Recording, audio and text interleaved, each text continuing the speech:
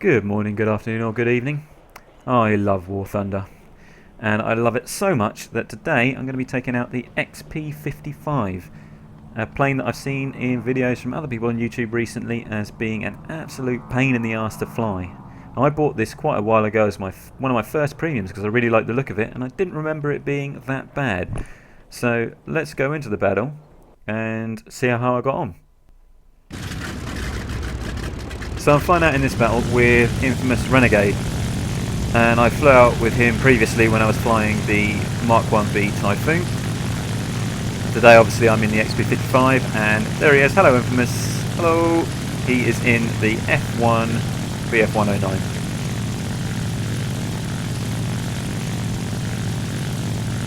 Just climbing at the start. Don't see too much of Infamous Renegade in this one. This is a replay, not live recording of actually playing the game, but we weren't chatting on this one anyway because poor Infamous had a little bit of a cold, so he wasn't on voice chat. He wasn't feeling so good, but this was a little while ago, so he's probably feeling much better now. The XP-55, this was the first time I'd flown it in a little while, and this is an arcade battle because based on what I'd seen, didn't really even want to try flying this in realistic. It turns like a plane in realistic anyway. I certainly couldn't turn with that MiG-3 there.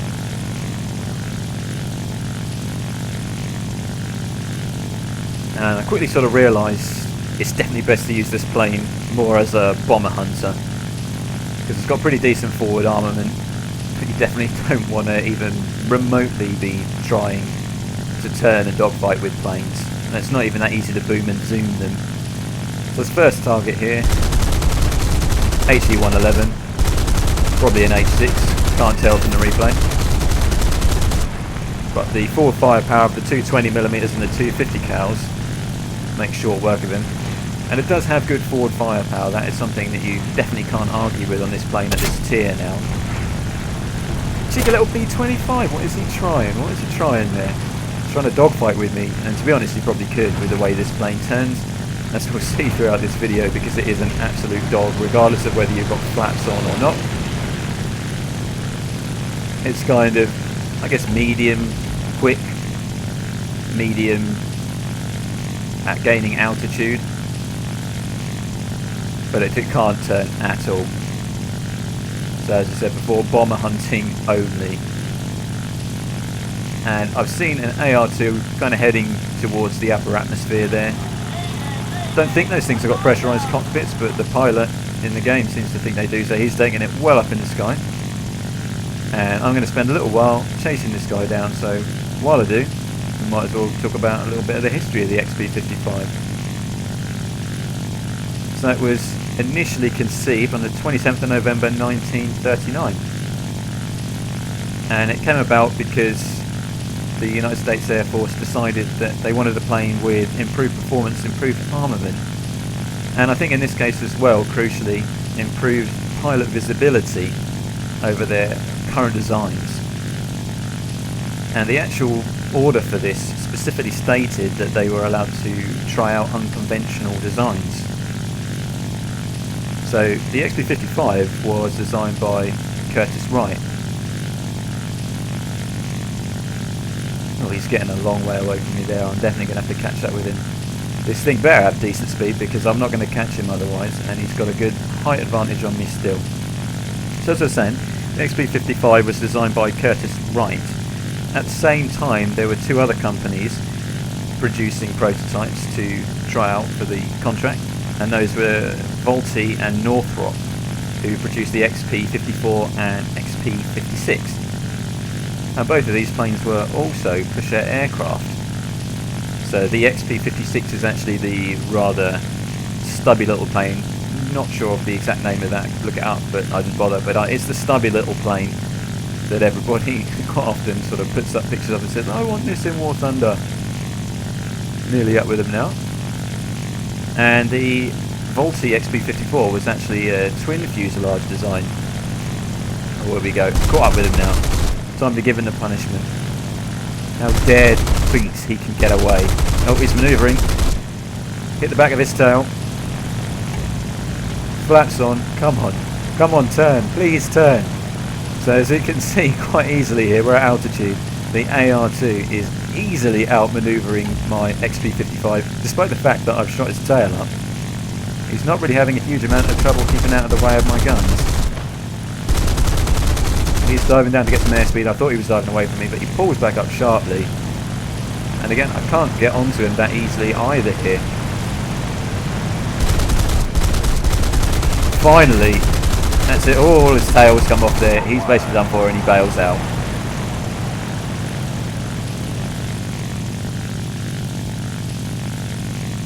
So the plane in the game has got the two 20mm and the two 50 cals. But that was one of the original sort of design thoughts around this. But later models actually ended up just having 450 cals as armament, which they're all in the nose. Oh, got a Corsair D wanting to come head on here. What's he thinking? He must know that his guns are no match for mine. Mine are right in the centre. Oh, he's got rockets! He's missed them all!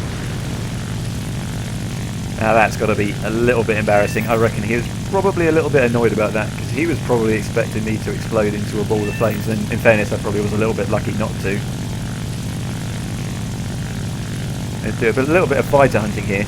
And what you really need to take down a fighter is for them to not be paying any attention, because the moment, if he'd have tried to dodge out of my way at all there, I would have had no chance to hit him. There's a P-38 going in the background as well. And I thought to myself, maybe I'll have a chance of turning very slightly with the P-38. So I'd loop it over. And the P-38's seen me. Just able to get the nose down in time, fire off some shots at him, bring it round, roll it round. Head on.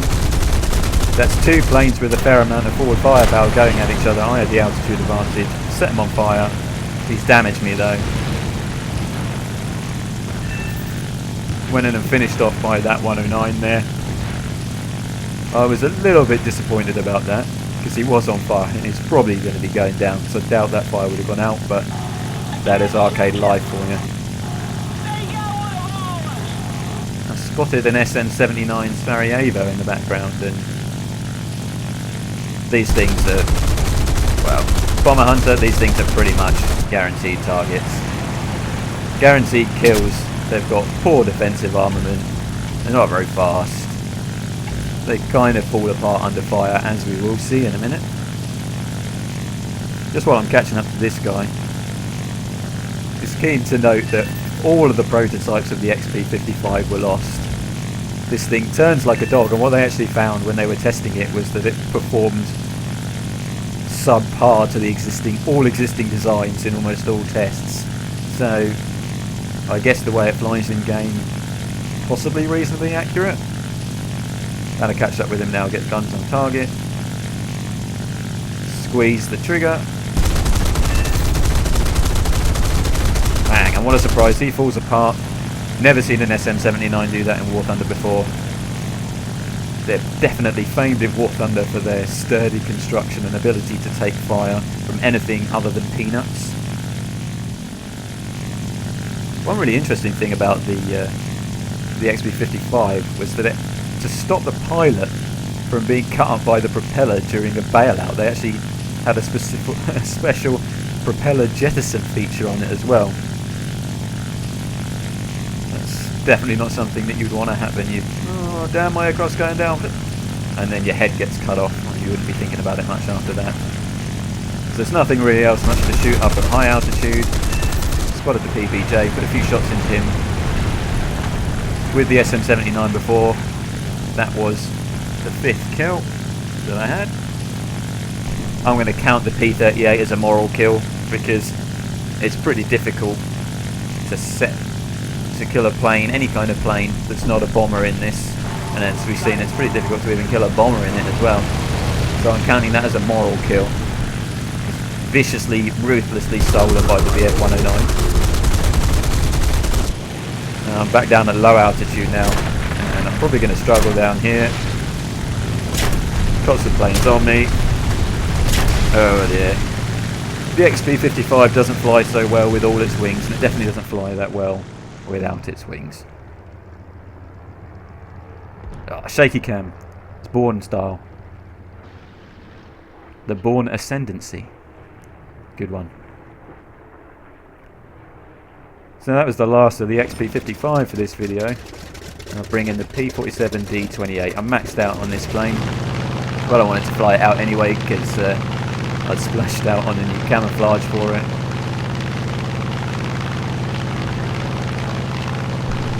It's a big old boy, this thing, but it handles, even at low altitude, significantly better than the XP-55. The XP-55, oh, let's take out this F6F3. Down he goes. That's the 6th kill. So yeah, the XP-55, I was about to say, now it's really just a plane that you have just to have. There's no reason to buy it now. I mean, it is different, but there's a fair few thousand golden eagles to buy it, and you're not getting a plane that performs very well. And we met up with Infamous again. Hey, there he is. He's been shot down. He's in his 109E3 now. He's been tackling with this Hurricane. He's looped over to come back and get him, but the Hurricane decides to go heads up with me. And I suppose there was the tiniest chance that he could win that, but not a particularly big one, so he's paid the price for his hubris there. And he's tasted some 8x50 cals loving right to his face. I'm sure he enjoyed that. Getting those fantastic replay bugs here, where they leave the little bits of smoke behind where the planes are killed. There's nothing you can do about that, unfortunately. It's IL-2, thinking they're going to get a good shot on him. He's just heads up one of our other players. Lay into him. I was hoping to get a bit more damage than that, maybe set him on fire. And I thought, I haven't really hit him very much. Infamous is shooting at him. He's shooting at another player, he's gone heads up with him, and he sort of takes a random dive into the cliff here, just for fun. And it grants me the kill, so that's my 8th kill. Bit of a weird kill, but I'll take it.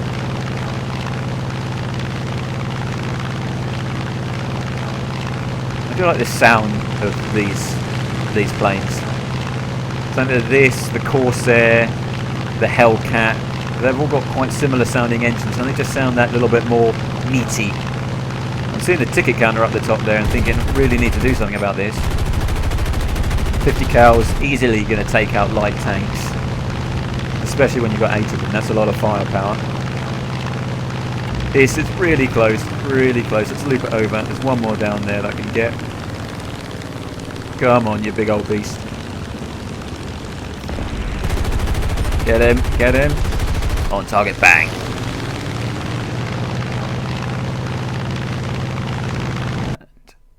And that was the end of the game. I actually got the final blow for that tank, and that finished the game off for us. So 8 kills, 2 assists and 2 ground targets. I'm going to count that as 9 with the moral kill stolen there by the dastardly 109F4. Oh, don't tell Infamous that I beat him in score on this. He won't like that. Ah, well, it doesn't happen too often anyway. So, final lessons from today.